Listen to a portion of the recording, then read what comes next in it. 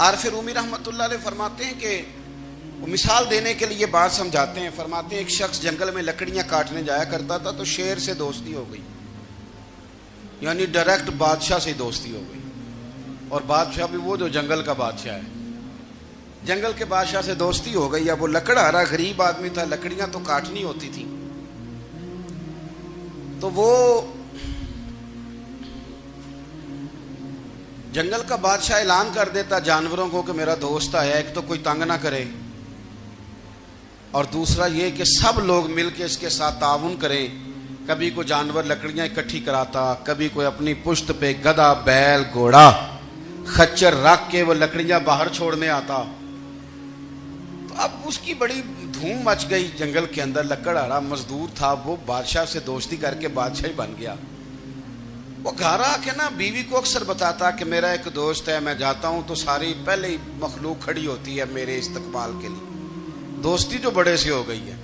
بنا ہے شاہ کا مصاحب تو پھرے ہے اتراتا, وگرنہ شہر میں غالب کی آبرو کیا ہے. ہمیں تو پوچھتا ہی کوئی نہیں, یہ تو بنا ہے شاہ کا مصاحب تو پھرے ہے اتراتا, وگرنہ شہر میں غالب کی آبرو کیا ہے. تو وہ لوگوں کو بتاتا, بیوی کو بھی بتاتا دوست ہے. تو بیوی کہنے لگی اتنی تو تعریفیں کرتا, یہ نہیں بتایا کہ وہ جنگل کا شیر ہے, بس نیرا دوست بتا دیا. بیوی کہنے لگ گئی کہ تو اتنا جو اس کا ذکر کرتا ہے تو کسی دن بلا نا, بلا کسی دن تاکہ اس کی دعوت کریں. اب اس نے پھر نہ اس کو پردے میں رکھا. کیا کہتے ہیں آج کل, سرپرائز دینا ہے. مگر سرپرائز دینا ہے جی, پردے میں رکھا کہ وہ شیر ہے. تو وہ بلا لیا گھر. اب اس کے لیے کچا گوشت, ظاہر ہے شیر نے کچا گوشت دکھانا تھا. وہ کہنے لگی پکانا کس طرح کا ہے. وہ کہنے لگا جب وہ آئے گا پھر بتاؤں گا. اب وہ کچا گوشت 2-3 بکرے ذبح کر کے ڈال دیے. وہ آ گیا شیر. عارف رومی کہتے ہیں جب وہ آیا نا تو اس کی بیوی نے دیکھا تو اس نے ایک سخت جملہ کہہ دیا. کہنے لگی اوہو, میں سمجھی تھی پتہ نہیں کون ہے, اس طرح کے درندے تیرے یار ہیں, کتے بلے دوست بنائے ہوئے ہیں, یہ کیا بات ہوئی. خیر وہ شیر نے سن لیا, گوشت کھایا, وہ چلا گیا. اگلے دن لکڑہارا لکڑیاں کاٹنے گیا تو شیر نے ملاقات کرتے ہی لکڑہارے سے کہا کہ یہ نا کلاڑی اٹھا اور میری پشت پہ نا ایک زخم کر دے. اس نے کہا نہیں میں یہ کام نہیں کرتا, تو میرا دوست ہے. اس نے کہا سن بھائی, میں نے پیار سے کہا ہے تو مان جا, ورنہ میں ہوں شیر, میں نے تجھ سے منوا ہی لینا ہے, میں کوئی تکلیف دوں گا مناسب نہیں, تو کر. اس نے کلاڑی اٹھائی اور اس کی پشت پہ ایک زور سے زخم لگا دیا, خون بہنے لگا. اس نے کہا تو نے آج کے بعد آنا ہے, لکڑیاں کاٹنی ہے, تجھے کوئی کچھ نہیں کہے گا, بس یہ ایک حکمت تھی جو میں نے کیا ہے. قصہ مختصر. وہ آتا رہا, لکڑیاں ملتی رہیں, خدمت بھی ہوتی رہی. 6-8 ماہ گزر گئے. ایک دن شیر اس سے کہنے لگا یہ میرے ذرا بال اٹھا کے دیکھ, وہ جو تو نے زخم لگایا تھا وہ کہاں پہ ہے. اس نے وہ بال اٹھا کے دیکھا تو زخم ملا ہی نہیں, کئی جگہ پہ ٹٹولا کا یار یہاں تھا یہاں تھا یہاں تھا. شیر نے پھر کیا کمال ہی جملہ کہا. اس نے کہا کہ وہ جو کلاڑی کا زخم تو نے لگایا تھا نا وہ مکمل ہو گیا, لیکن تیری بیوی کا جو لہجہ تھا اور اس کی جو تلخی تھی وہ آج تک میرے ذہن میں موجود ہے, وہ ابھی بھی مجھے تکلیف دیتی ہے. بات سوچتا ہوں مجھے اس نے درندہ کہا, اس نے میرے بارے میں اتنے کچے اور کمزور اور سخت جملے کہے, تو وہ بات مجھے بھولتی, وہ آج بھی میرے ذہن میں اسی طرح گونجتی ہے. تلخ جملے جو اس نے کہے اور خوفناک جو انداز اس نے اختیار کیا, وہ بات مجھے کبھی بھی بھولتی. تو آپ کے لفظ لوگوں کو بھول جاتے ہیں پر لہجہ یاد رہتا ہے اگر ہم اپنے لہجے پر تھوڑی توجہ ہی کر لیں. کچھ لوگ کہتے ہیں جی میرا جی روٹین ہی یہ ہے بات کرنے کی, تو یہ یاد رکھنا کسی وقت ایسا بھی ہوتا ہے کہ شیر کو سوا شیر مل جاتا ہے. پھر ایسا نہ ہو کہ آپ کی تلخی کی جواب میں کوئی اس طرح کی تلخی ہو کہ پھر آپ اس کو کبھی بھلا نہ سکیں. آپ نے گفتگو کی لیکن اس گفتگو میں آپ کا انداز کیا تھا, لب و لہجہ کیا تھا. کچھ لوگ کہتے ہیں میں نے کوئی غلط بات کی ہے, بالکل ٹھیک بات کی ہے بھئی, آپ کی بات ٹھیک تھی پر آپ کا انداز ٹھیک نہیں تھا. جہاں بات ٹھیک ہونا ضروری ہے نا, وہاں انداز ٹھیک ہونا بھی بڑا ہی ضروری ہے. آپ کے لہجے کا خوبصورت ہونا اور آپ کے لفظوں کا حسین ہونا بھی بڑا ہی ضروری ہے. اگر آپ تھوڑا سا معاشرے میں غور کریں تو کچھ لوگ ایسے ہیں جو طبعاً ہی بیچارے دنیا میں آئے ہی شکوہ کرنے کے لیے. ان کے لہجے سے نہ ترش روئی برستی ہے, تلخی ہے. وہ جی میں فلاں آدمی کے پاس گیا تو اس نے میری بات نہیں سنی, فلاں شخص سے میری ملاقات ہوئی, میں نے وقت گزارا پر وہ بندہ ٹھیک نہیں نکلا, فلاں کے ساتھ میں آگے بڑھنا چاہ رہا تھا پر میرے معاملات چل نہیں سکے. تو بھئی آپ دوسروں کو ناپتے اور تولتے رہے, آپ کو یہ دیکھ لینا چاہیے تھا کہ آپ کا انداز فکر ہی کہیں غلط نہ ہو. لہجے, اخلاق, یہ آپ کے لفظوں سے بھی زیادہ اثر بعض اوقات رکھتے ہیں. کسی نے کہا تھا کہ میرے لہجے میں غرور آیا تھا, اس کو حق تھا کہ شکایت کرتا تھا. میرے لہجے میں کچھ ایسا کہ جس پہ وہ بیچارہ پریشان ہو گیا, اب اس کا حق بنتا تھا وہ اس پہ شکایت کرتا. تو میرے عزیز, آپ بات کو یاد رکھیں گے کہ جو اخلاق ہے, آپ کا جو اخلاق ہے, جو آپ کا کردار ہے, وہ اپنی ایک خوبصورتی رکھتا ہے. اس لیے میرے نبی پاک صلی اللہ تعالی علیہ وآلہ وسلم نے فرمایا تم میں کامل مومن وہ ہے جس کا اخلاق زیادہ اچھا ہے. جو کہانیاں زیادہ سناتا ہے وہ نہیں, جو اپنی خدمات زیادہ بتاتا ہے وہ نہیں, جو باقی سب کی نفی کر کے کہتا ہے کہ دنیا میں کوئی بندہ ٹھیک نہیں صرف میں ٹھیک ہوں, وہ والا بندہ نہیں. بلکہ فرمایا جس بندے کا اخلاق زیادہ اچھا ہے. اخلاق دیکھیں, یہ جو آپ کا لہجہ ہوتا ہے نا, یہ بہت زیادہ اثرات مرتب کرتا ہے آپ کے گھر پہ بھی باہر بھی. آپ اگر اپنی گفتگو میں باڈی لینگویج کو تھوڑا سا اچھا رکھیں, کچھ لوگ ایسے ہوتے ہیں جو بات بڑی صحیح کرتے ہیں پر کچھ زیادہ ہی باتیں کرتے ہیں, تو وہ زیادہ باتیں کرنے کی وجہ سے ان کی جو صحیح باتیں ہوتی ہیں ان کا بھی وزن خراب ہو جاتا ہے, کیونکہ وہ زیادہ باتیں کرتے ہیں, ہر وقت بولتے ہیں, ہر وقت بات کرتے ہیں. تو جب وہ ٹھیک بات بھی کر رہے ہوں تب بھی ان کی بات کا لوگ اثر قبول نہیں کرتے. لیکن اگر ان کا لہجہ باوقار ہو, بات وہ تھوڑی کریں پر جتنی کریں ذرا سونی کر کے کریں, گفتگو میں خود بخود اثر پیدا ہو جائے گا, بات اچھی لگے گی. اخلاقی رویے اگر لوگوں کے زیادہ اچھے ہو جائیں, ایک تو مسکرانے کا بل کوئی نہیں آتا, اس کے پیسے کوئی نہیں لگتے, اور یہ بھی شکر ہے ابھی تک اس پر ٹیکس بھی کوئی نہیں, یہ بھی مقام تشکر ہے.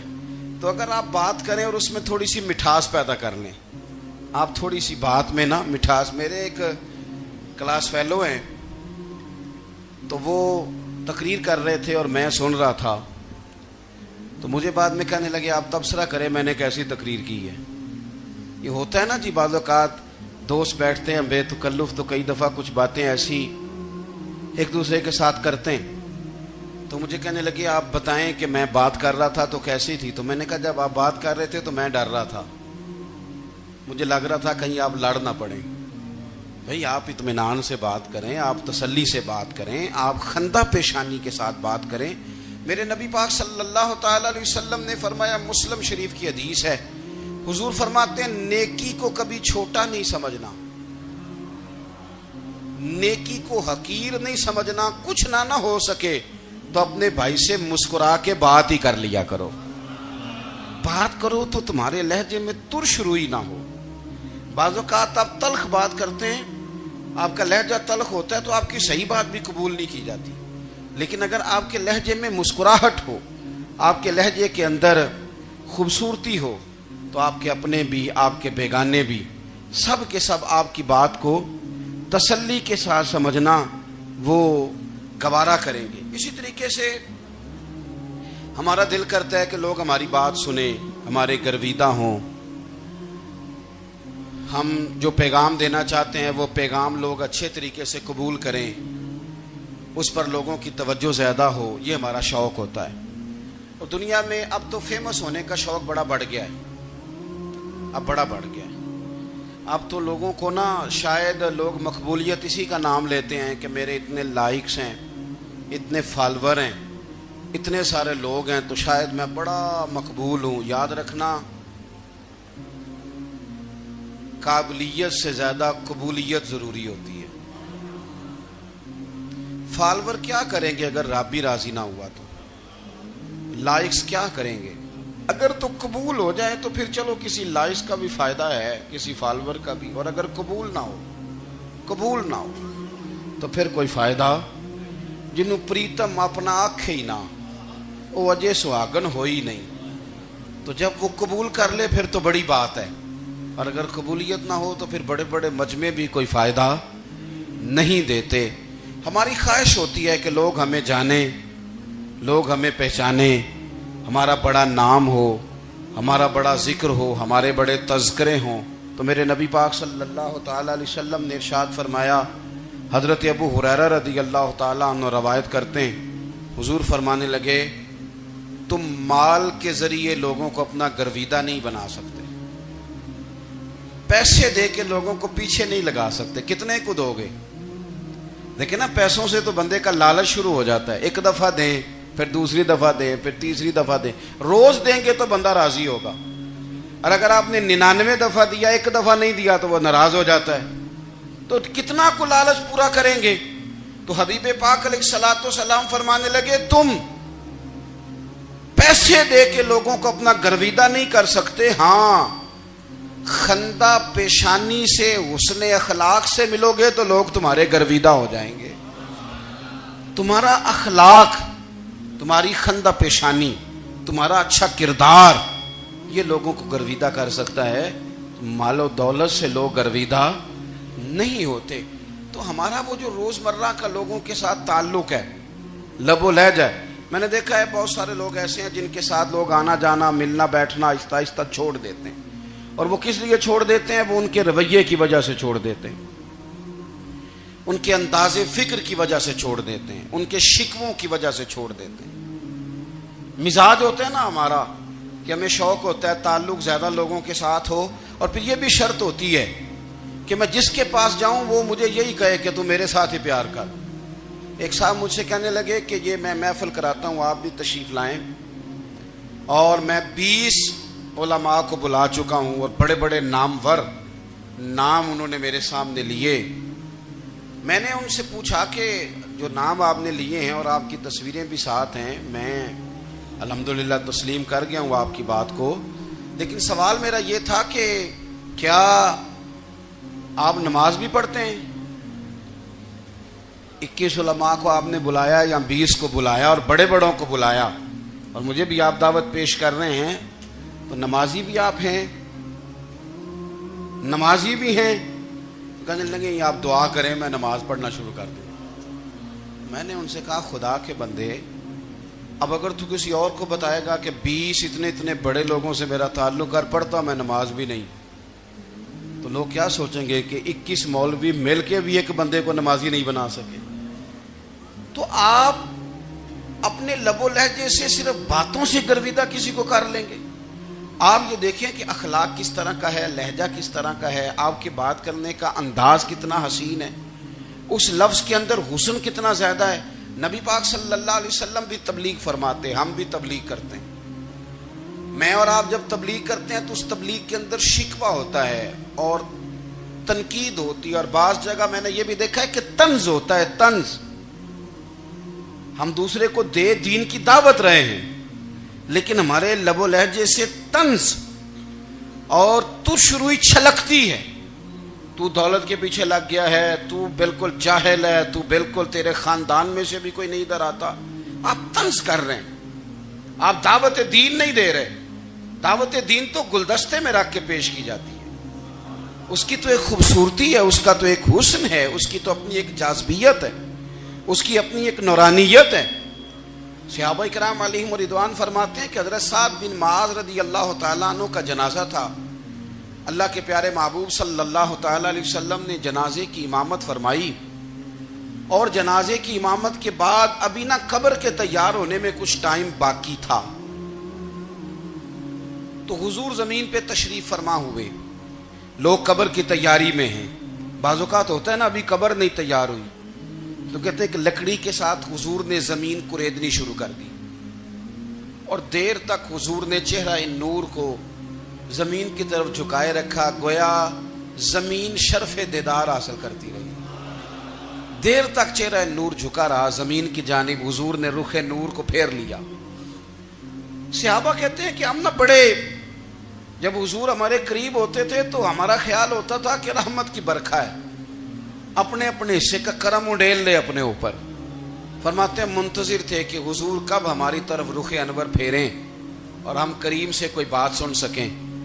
ارشاد فرماتے ہیں کہ ہم بڑے شدید منتظر تھے، دیر کے بعد نبی پاک علیہ الصلوۃ والسلام نے چہرہ انور اٹھایا، دیر کے بعد چہرہ انور اٹھایا۔ یہ دیکھیں تبلیغ ہو رہی ہے، اور جب حضور نے چہرہ انور اٹھایا تو آنکھوں میں آنسو تھے، رو رہے تھے، اور 3 دفعہ حضور نے فرمایا، کیونکہ قبر تیار ہو رہی تھی، 3 دفعہ نبی کریم نے فرمایا لوگو قبر آخرت کی منزلوں میں سے پہلی منزل ہے، اس کی تیاری کر لو، اس کی تیاری کر لو، اس کی تیاری کر لو۔ 3 دفعہ حضور نے یہ جملے دہرائے۔ کیوں؟ ایک میں تبلیغ کرتا ہوں پر اس میں نہ درد ہے، نہ رونا ہے، نہ وہ لب و لہجہ ہے۔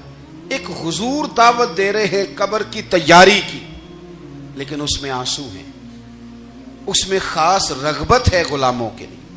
تو اپنی زندگی کے اندر جو ہمارا انداز تکلم ہے، ہمارا انداز گفتگو ہے، میں کہا کرتا ہوں کہ ہم نا دین کے لیے جب کلام کر رہے ہوتے ہیں تو شدت ہوتی ہے ہمارے جملوں کے اندر، بعض مقامات شدت کے ہوتے ہیں۔ آپ جہاد کی بات کر رہے ہیں، ناموس رسالت کی بات کر رہے ہیں، تو کسی جگہ آپ کے لب و لہجے کے اندر شدت کا ہو جانا برا نہیں ہے، بلکہ وہ اچھا ہے۔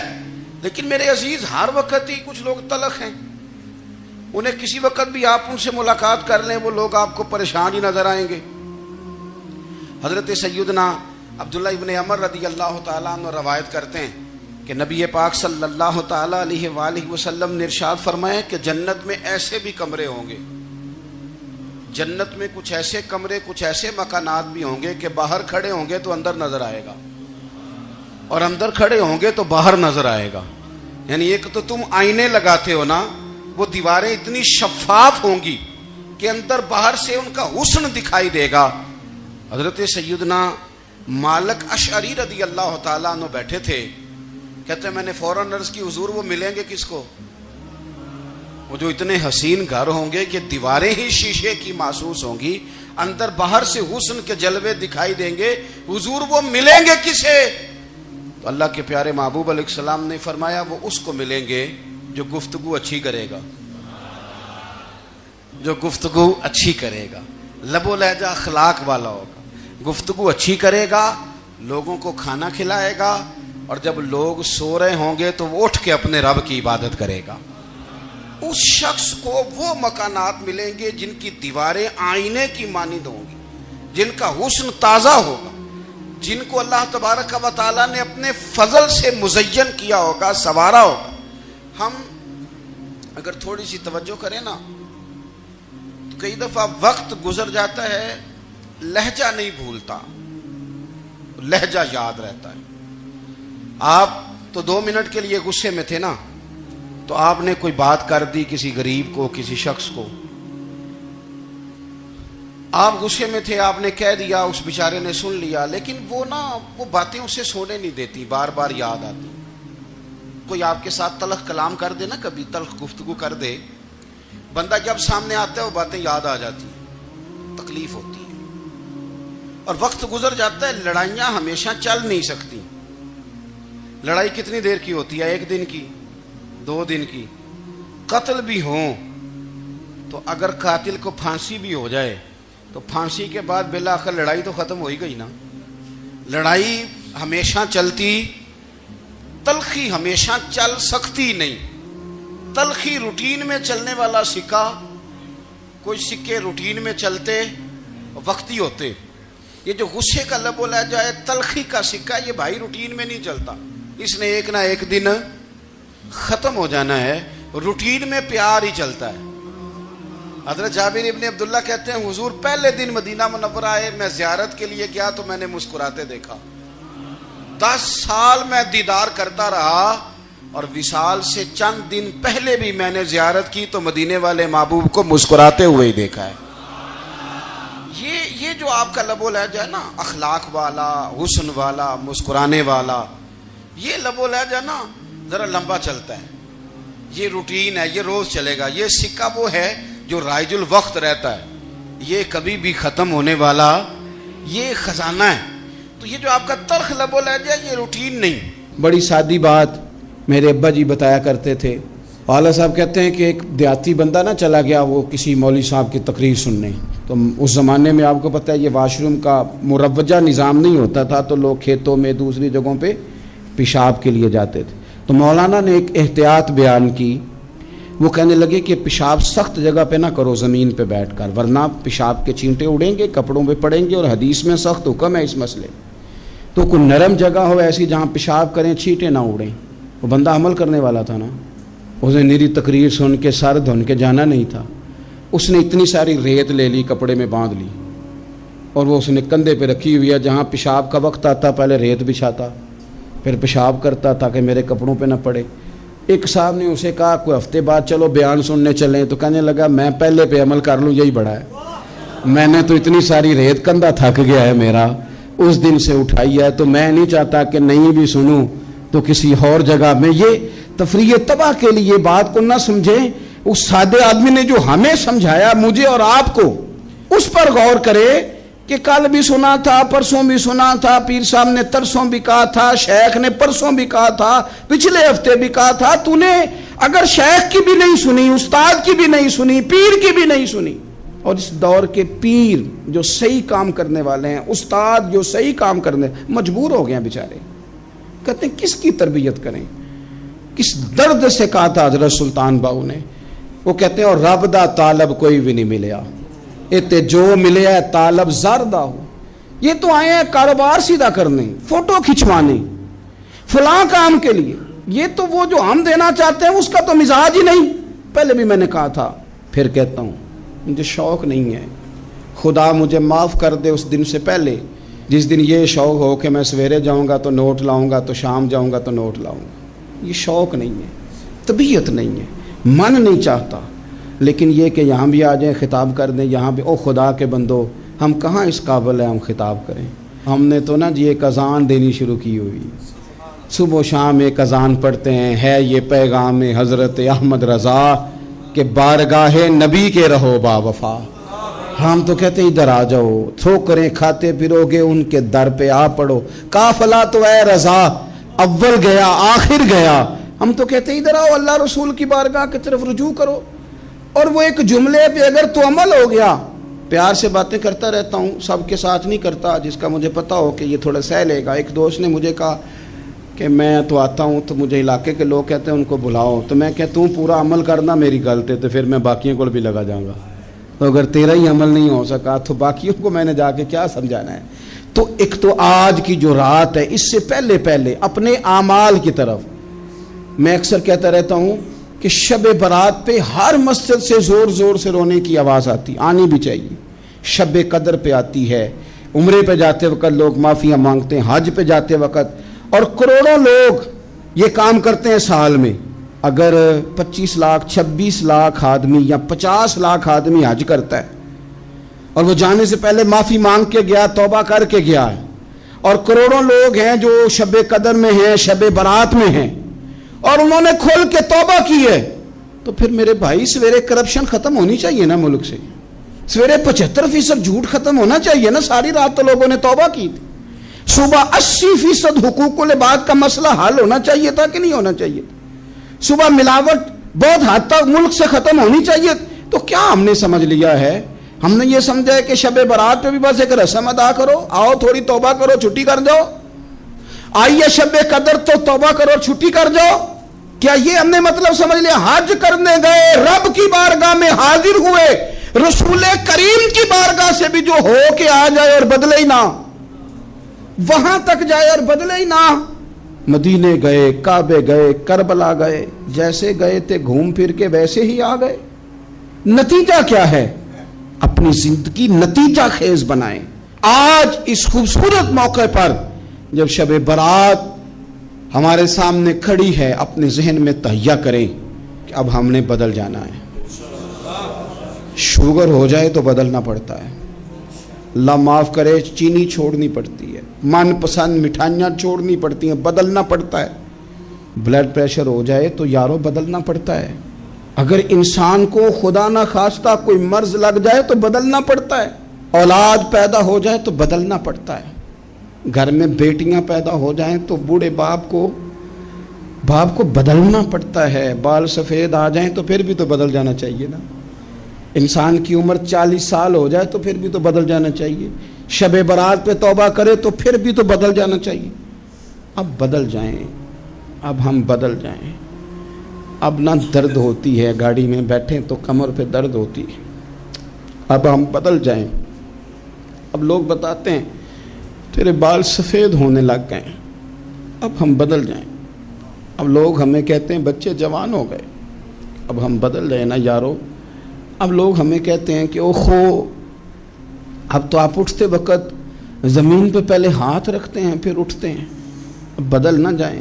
اب محسوس ہوتا ہے کہ نیند گہری نہیں آتی، اب محسوس ہوتا ہے کہیں کہیں جسم میں تکلیف ہے، اب بدل نہ جائیں۔ اب نہ کئی کلاس فیلو چلے گئے دنیا چھوڑ کے، بدل نہ جائیں۔ اپنے بہن بھائیوں میں سے کئیوں کا جنازہ پڑا، بدل نہ جائیں۔ ہم میں سے کئیوں نے ماں باپ دفن کر دیے، پھول ڈال دیے قبروں پہ، بدل جائیں۔ اب وقت تھوڑا رہ گیا، اب کچھ تبدیلی کی طرف آئیں۔ اب توبہ صحیح والی کر لیں، اب استغفار دل سے پڑھ لیں، اب تبدیل ہو جائیں۔ اب اپنے اندر باہر کچھ تبدیلیاں لائیں، اب اپنے ظاہر اور باطن کو سنواریں۔ اب اللہ رسول کی بارگاہ میں جانا ہے نا تو کہیں ایسا نہ ہو شرم آئے حضور کے سامنے کھڑے ہوتے، حیا آئے نبی کریم کی بارگاہ میں کھڑے ہوتے۔ اب کچھ تبدیلی لائیں، آج ارادہ کریں کہ آج جو توبہ کریں گے وہ صحیح والی کریں گے، آج جو وہاں استغفار کریں گے اللہ کے حضور حاضر ہو کے تو وہ صحیح والا کریں گے۔ اب کچھ تبدیلی کا مزاج لائیں۔ اور پھر ایک اور بات بھی عرض کروں، ہمارے ذاتی تعلقات سارے دھوکہ ہیں، ہماری جیبوں میں مال سارا دھوکہ ہے، ہمارے بلند و باغ دعوے سارے دھوکہ ہیں، ہمارے بڑے بڑے رتبے سارے دھوکہ ہیں۔ بڑے تعلقات تھے بیٹے کے، پر ماں بیمار تھی تو اسے صحت تو نہیں تعلقات کی وجہ سے مل سکی۔ بڑے تعلقات تھے نا بیٹے کے، لیکن جب بیماری زور پکڑ گئی تو پھر کیا کر سکا کوئی۔ بڑے تعلقات تھے، بڑا پیسہ تھا جیب میں، بڑا کچھ تھا، لیکن جب جناب اسرائیل آئے تو پھر کوئی کچھ بھی نہ کر سکا، پھر اپنے رہ گئے اور جس کو جانا تھا وہ سب چلے گئے۔ تو یہ جتنی چیزیں ہیں نا یہ کچھ نہیں ہیں، یہ دھوکہ ہے۔ سچ صرف اللہ رسول کی ذات ہے، حقیقت صرف دین ہے، اصل صرف وہ بارگاہیں ہیں۔ دھوکے میں نہ زندہ رہو، چھوڑ دو یہ بات کرنی کہ بڑے تعلقات ہیں، چھوڑ دو یہ بات کرنی کہ بڑا پیسہ ہے، چھوڑ دو یہ بات کرنی کہ برادری قبیلے علاقے میں بڑا، اور کچھ بھی نہیں ہے۔ کل من علیہ فان، ہوئے نامور بے نشاں کیسے کیسے، دیکھو زمین کھا گئی نوجوان کیسے کیسے۔ میں مولانا نورانی کی قبر پہ کھڑا تھا تو میں کہہ رہا تھا مقدور ہو تو خاک سے پوچھوں کہ اے لئیم تو نے وہ گنج ہائے گرا مایا کیا کیے، اتنے بڑے لوگ تو لے گئی، اتنے بڑے لوگ، اتنے بڑے لوگ قبروں میں کدھر گئے؟ سلطان محمود غزنوی کہاں ہیں؟ شہاب الدین غوری کہاں ہیں؟ وہ لوگ جو میدانوں میں آ کے صرف ان کا نام لیا جاتا تھا تو دنیا کانپ جاتی تھی، وہ کہاں گئے؟ اٹھ گئے سب لوگ، چلے گئے، ختم ہو گیا معاملہ۔ وقت اب ہماری طرف بڑھ رہا ہے، اب تیزی ہے، اب پیغام اجل آیا، کئی ہمارے ارد گرد سے اٹھا کے لے گیا، اب ہمیں بھی تو واپس لوٹنا ہے نا، تو کچھ تیاری کر لیں، کچھ ارادہ کر لیں۔ اور بارگاہ رب رسول کی اس طرح کی ہے کہ بس جانے کی دیر ہے، بس صرف جانے کی دیر ہے، صرف جانے کی۔ اور اللہ رسول کی بارگاہ دوستو وہ والی ہے کہ جہاں نا زیادہ منت بھی نہیں کرنی پڑتی۔ وہ جو 4-5 لوگ تھے نا مکہ مکرمہ میں، انہوں نے بہت ہی اسلام کی مخالفت کی حد کر دی تھی، ان کے لیے حکم ہوا تھا جہاں ملے قتل کر دو۔ اکرمہ تھے، ابن قتل تھے، کچھ اور لوگ تھے، تو پتہ ہے ان کو کسی نے مشورہ کیا دیا تھا؟ کسی کافر نے مشورہ دیا، پر پتہ صلاح کیا دی تھی؟ اس نے کہا تھا تم نے بڑی زیادتیاں کی ہیں، بڑے بے ادب ہو، کسی صحابی کے قابو نہ آنا، مار دیے جاؤ گے، اپنی خطاؤں کے سبب سے تم مار دیے جاؤ گے، لیکن اگر کسی طریقے چھپتے چھپاتے رسول پاک کی بارگاہ میں پہنچ جاؤ نا، اگر وہاں کسی طریقے چلے جاؤ۔ انہوں نے پوچھا معافی کیسے مانگیں گے، منہ کیسے دکھائیں گے، ہم نے اتنے ظلم کیے، اتنی زیادتیاں کی، کیسے معافی مانگیں گے؟ تو کہنے والے نے کہا کہ نہیں کچھ نہیں، تم بس کہہ دینا ہم آ گئے، اس سے زیادہ تو بات ہی کوئی نہیں، اتنا ہی تو صرف کہنا ہے آ گئے، اور نہ آتے تو جاتے بھی کہتے، بس تم اتنا کہہ دینا ان العبد اذا اعترف ثم تاب تاب اللہ علیہ۔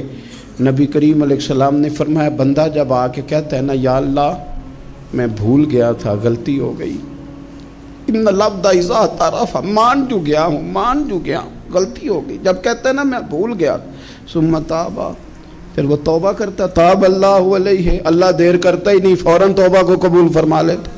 ہمارے ہاں نا کچھ لوگ تو تباً سخت ہیں، اللہ معاف فرمائے، اور کچھ رد عمل کے طور پر سخت ہو گئے، کچھ باتیں دلوں میں بیٹھ گئی ہیں جنہوں نے طبیعتوں کو سخت کر دیا ہے۔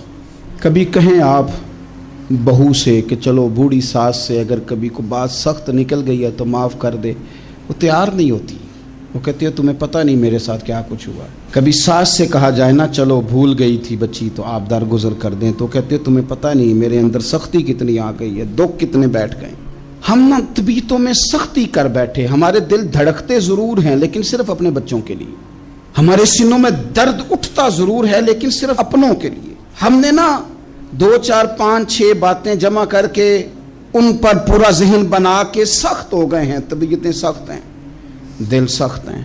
میرے نبی پاک صلی اللہ تعالی علیہ وسلم نے فرمایا، یہ حدیث مسلم شریف میں موجود ہے، فرمایا جنت میں وہ لوگ داخل کیے جائیں گے جن کے دل چڑیوں کی طرح نرم ہیں، نرم دل کے لوگ، معاف کر دینے والے، جلدی مان جانے والے۔ ایک صاحب تھے اپنے بھائی سے ناراض ہو گئے اور انہوں نے رشتے سے انکار کر دیا، پہلے ان کے بیٹے کی وہیں پہ نسبت تھی، انکار کر دیا۔ تو کئی لوگوں نے ان سے کہا، میں نے بھی کہا، تو وہ کہنے لگے پیر صاحب عزت بڑی کرتا ہوں آپ کی لیکن میں مرد ہوں، ایک دفعہ نہ کر دوں تو پھر ہاں نہیں کیا کرتا۔ تو میں نے اس صاحب سے کہا، میں نے کہا یوں نہ کر، اگر صبح قیامت تیرے بارے میں کوئی سخت فیصلہ آ جائے اور رب کو منانا ہو کسی مقام پر تو کیا کہے گا؟